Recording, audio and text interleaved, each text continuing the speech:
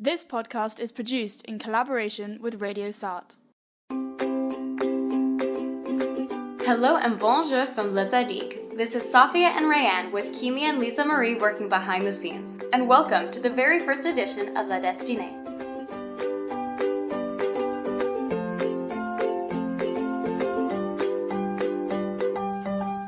So if you're listening to this, you probably already know that this is the Le Zadig podcast. You were probably also bullied into listening by one of us. Kidding. We prefer the word coerced. But what you might not know is that this isn't going to be us monologuing about Iranian politics for 20 minutes. No, what we really want is to hear from you, the student community, and the wider Menton community as well. Want to know whose ass we're kicking at Minicrete? We're on the ground. What are the weirdest things that Sciences Po students buy at Carrefour? And how much of your conversations can be heard by literally everybody living on Roulon? We'll be bringing you all of this hard-hitting investigative journalism and more. Mostly laughs. Lots of laughs. So, La Destinée, where does it even come from? To understand, we have to go back to Voltaire's time. The name of our newspaper comes from Voltaire's famous novel Les Zadig ou La Destinée, so we are a complement to our beloved journal. According to Voltaire himself, his novel has no claim to historical truth. The objective of our podcast does not necessarily have to deal with serious or controversial topics, but to give you the floor and make sure everyone has a good time. We're gonna make one podcast in French and one in English for every edition. And our first podcast is going to explore the Sciences Po schedule and the truly treacherous amount of class hours it has. Is it productive? Is it even manageable? What do the experts say? So, without further ado, welcome and bienvenue à la Destinée.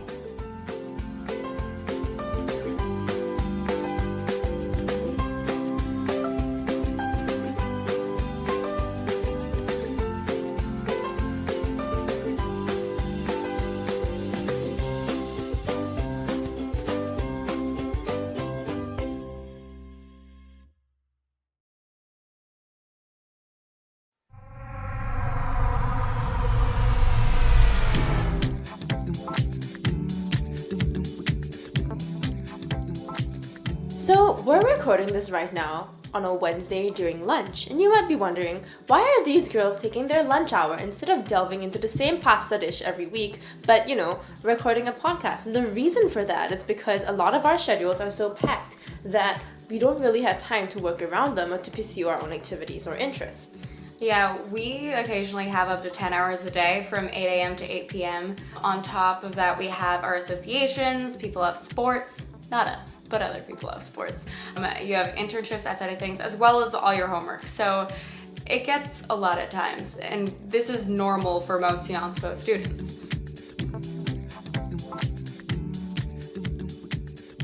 And before this makes it sound like we're just whining about how we have bad time management skills, think about it from the perspective of our teachers as well. So yesterday we had 5 solid hours of econ in a row, but more importantly, our professor Napolitano was teaching from 1:15 to 8:45.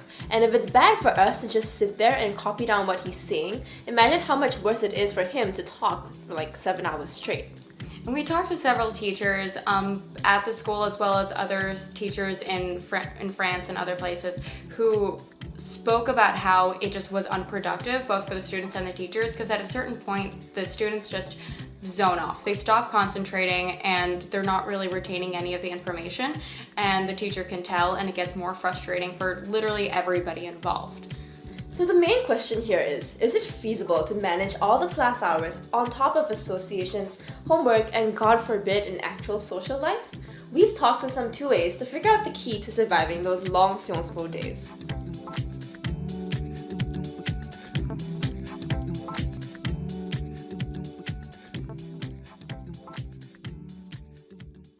So, we want to give you some context and research behind this.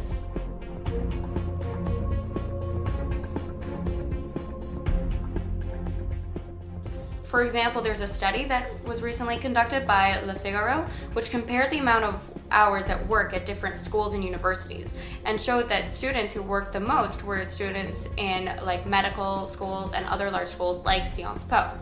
The study also showed that the students who worked the most were the most satisfied about their studies, but they also suffered the most depression because of stress and pressure and a lack of social life and activities. And according to the Harvard Business Review, people are simply more likely to make mistakes when they're tired. Only 1 to 3% of the population can sleep 5 or 6 hours a night without suffering some performance drop-off, which is basically why you never retain anything from your 8 a.m. lectures. With those who have 10 hours of class a day, hours of association-related work every day, sports, homework, all of that, accomplishing this with 5 to 6 hours of sleep is nearly impossible. Longer hours could also cut out student participation in extracurricular activities because longer school days leave less time for meetings and practices. So while our willpower muscles can be strengthened with practice, they also get fatigued, and it means we can't rely on concentrating for indefinite periods of time. Also, when we're concentrating, our brains are expending extra energy to suppress distractions. Concentrating comes at a metabolic cost. When our brains get tired, we're less productive, we're less sharp, and it takes longer to complete tasks. We're not 100% concentrated in every class, and at the end of the day, our quality of work just suffers. Additionally, there was a reform recently made in the past few years in French schools, making it so younger students couldn't have more than 6 hours of school a day, because due to their studies, it showed that extensive hours would lead to burnout of both teachers and students. But that's it. That's coming from two students who are less familiar with the French system. So why don't we get the perspective of people for whom this is a daily occurrence?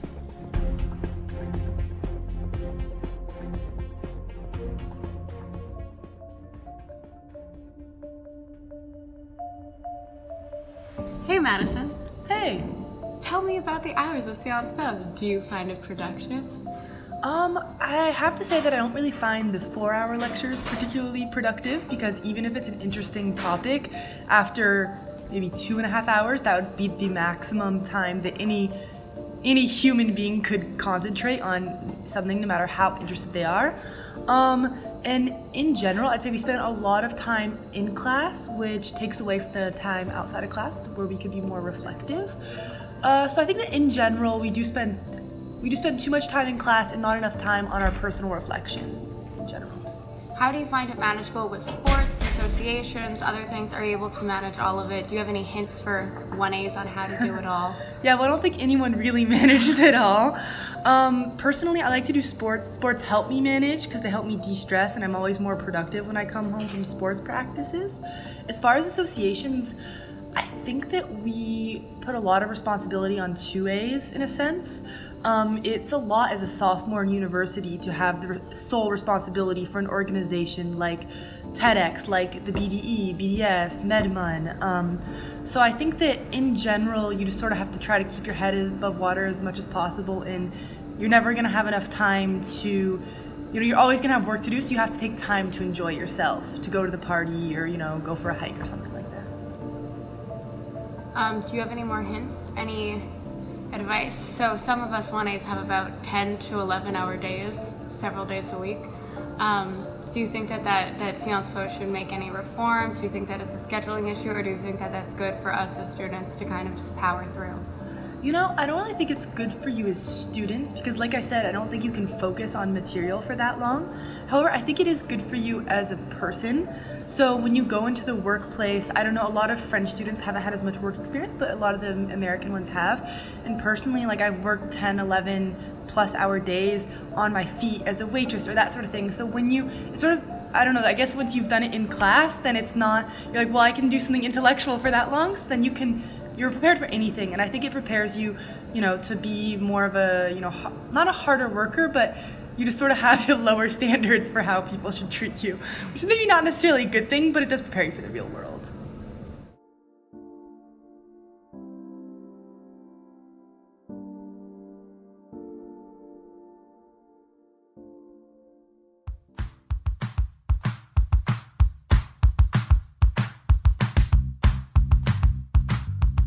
So while the academics of the school, of course, beautiful, and there's a reason we came here. There's amazing associations, there's amazing academics. Sadly, sometimes they get to be a little too much if you get too excited and overextend yourself. I personally have committed to many associations, and I love them all, and they offer so much to the school and to me, but sometimes they overlap.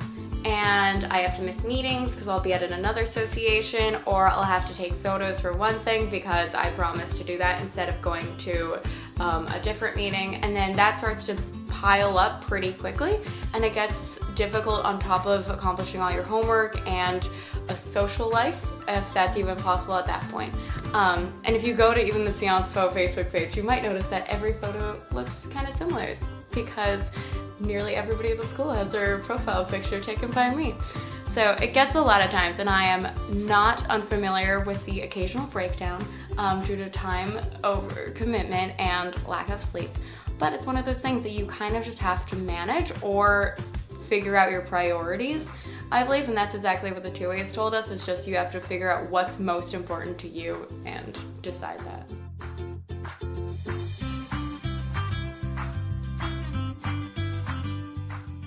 So the question is, how do you look at this and what kind of perspectives can you take on that?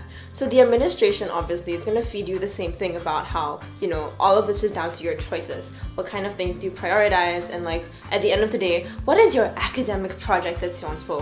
What do you really want to get out of the experience? But I think what we're trying to ask here is something more like, how can we support or restructure the system such that people who do want to do these things don't have to do it at the cost of their sanity? And you could argue that it's a bit of a give and take relationship. So obviously the school is going to face certain resource constraints. We have to accommodate the fact that our school isn't in Paris, we're in Menton. It means that we fly a lot of the lecturers in from Nice or from Paris. And so I guess what we're really asking and what we want you guys to sound off on is, how do you think we can better navigate that balance?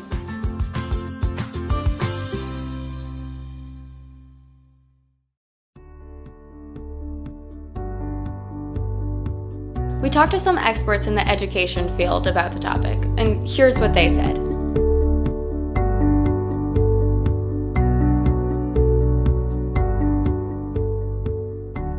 Hi, my name's Sean, and I run an international communication NGO that works in the education field around the world. We study education. We look at how people learn and the different ways they learn. What's really clear to us is that learning happens through many different platforms in many different ways. The classroom is important, but the classroom is not all that's important. The interactions, the conversations around the content of class are equally as important as the class itself. So when one looks at one's time and one's energy and one's investment, one has to make sure that you're leaving the time for conversation, real conversation that looks at the issues, that looks at the depth of the complications of the studies you're undertaking, to ensure that you have a balanced learning agenda.